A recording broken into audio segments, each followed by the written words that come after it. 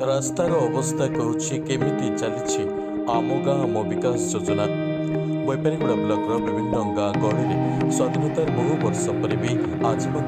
गाँ रास्तार नग्न चित्र एवं भी सचेतन मनीष मन को आंदोलित कर सरकार सब प्रकार विकास योजना पर भी गाँ माटी रास्ता चित्र बदल नथिबा घटना को लक्ष्य कर सरकार को आम गाँ एवं आम विकास योजना बड़ प्रश्न चिन्ह लगाउछि। एभଳି एक विकास नग्न चित्र कोरापुट जिला बैपारीगुड़ा ब्लॉक महुली एवं दशमंतपुर ग्राम पंचायत उमुरियागुड़ा एवं सारुकुंड गाँव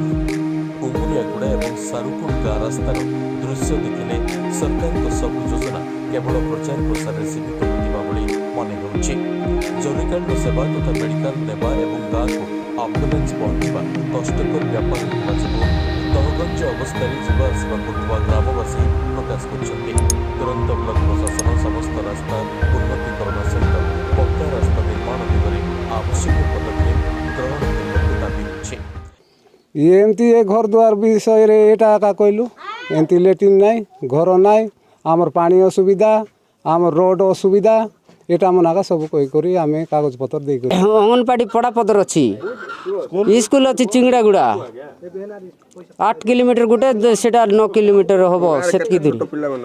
पिला छोट पिला हमर एबे भारले 30 टे पर भारबे आज्ञा आमी सिति पिला छुआ जाई किना अंगनवाड़ी भात आनी खाए ने खाली सुकला सुकला करी केबे आनी करी खुआइलुनी तांगे जाई पारबो नै नदी गोटे अछि झोला गोटे गाँ पाखरे अछि से झोला बांधाई देव बोले आमी बहुत आशा करछु से झोला गोटे नाल रास्ता मेन रास्ता पानी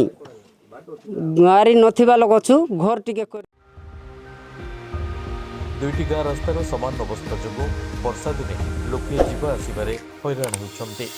राज्य सरकार किंबा प्रशासन तुरंत ए समस्या को गुरुतर भाव नहीं जनसाधारण हित रास्ता निर्माण करने को साधारण दाबी हो। Baipariguda Vikrant Kumar Patnaik report Odisha times.